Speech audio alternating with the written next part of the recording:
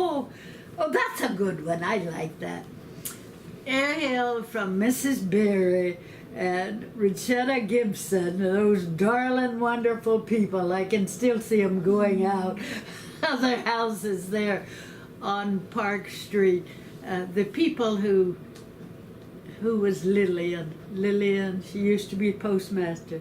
Anyhow, all of those people who were the founders, you know, they had in mind beautifying this little town where we live and how we can beautify our homes, how we can beautify the town, and so on. And as people come in and meet the active people in the club, then you, well, a case in point is Lauren Lombardo, a teacher. I perceived right away when she came to me from the county 12 years ago that she not only had some talent for flowers and flower arranging and so on, but she also had the interest in doing it. So I immediately wanted to bring her into the club. So that's what the members do. They meet people like interest, not lack interest, like interest, who would be an asset. Now, how did I come? Jean Freeman was an old-time member of Parkwood. Her husband was, I forgot, well, anyhow. And they lived in this marvelous house at the corner, well, right off of 123 and Glendon, right in there. Of course, now there's a food place there or something. Anyhow, our husbands met, and of course, I met Jean, and Jean said, "Oh, you're not a member of the garden club?" And I thought, well, no, I'm not a member of the garden club. Take you to the next meeting. Take you to the next meeting. And then they hurriedly, politically, were sent to New Orleans. The Jean and he were there. And politically, we were sent to Mississippi.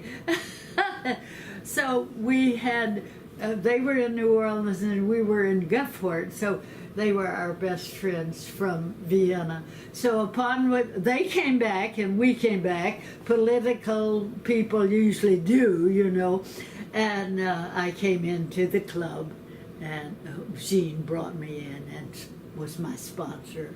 And of course I met all the darling, wonderful people who I remember from all my years in Ayr Hill. It's a very special group. What were some of the favorite activities you did with the garden club? I wish I could say it. I can say it's gardening, but I can't say it's flower arranging, teaching the techniques of gardening and this sort of thing. But I think it was the programs that are arranged that teach us, you know, what are we doing right or wrong in our homes, or how can we do an activity that will be beautification for the community, or beautification for our homes and whatnot. I think that's what I learned most. But I learned most was the friendship of and hearing and sharing, you know, the different aspects of gardening and being a part of the group. You just look at the people who are members of it now. Oh my, it's just wonderful, including you. What impact do you think the garden club has had on the town of Vienna? Oh, I think they have been the ones who said, look, we do that. Look, we don't do that. I think they have been a guiding voice for programs that will benefit the community from the standpoint of beautification, and from the standpoint of useful family living. I think so. Historically, of course, we have the Freeman House and the railroad and all of these things. That's a community interest. I think they've kept that alive. Ups and downs over the years. For instance, when I was president, I was only president because I happened to be available. Not that I was qualified really to be president of the Garden Club, but the fact that it was a downtime, and I do not mean that unkindly, a downtime in terms of membership and activities or coordinating of the town government with Garden Club. I think that's true. I really do. I almost should say nothing, but I did something. I had Daphne. What's Daphne's last name? Sloan. Oh yeah, she was the preceding one, and then that little girl had lived. Little girl, I love her dearly. Can't say her name right. And they lived off of Route 7. They had preceded me, and they are smart. They are just really smart. And they, when I was elected, and they just looked around and said, "Look, it's your time. You know, you come on, and can I be president? I know how to do the presidential part of it, but in terms of the activities, I just don't know how qualified I am." And so with their urging, Daphne, I can't think of that last name. Oh well, anyhow, with the urging, "Come on, we'll help you." And they did help me.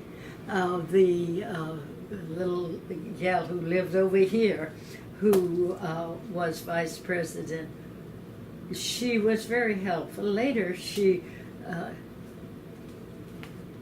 I don't think she was president.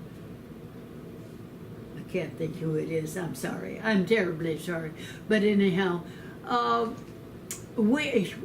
think what we did in the 2 years, as much as anything, is that we brought back activity within the club. Instead of having people who were members, but just they began to see, oh, well, we like the picnic, at the end of school year, and we like the activities. Then we began to feel that we were really a strong part of the club again.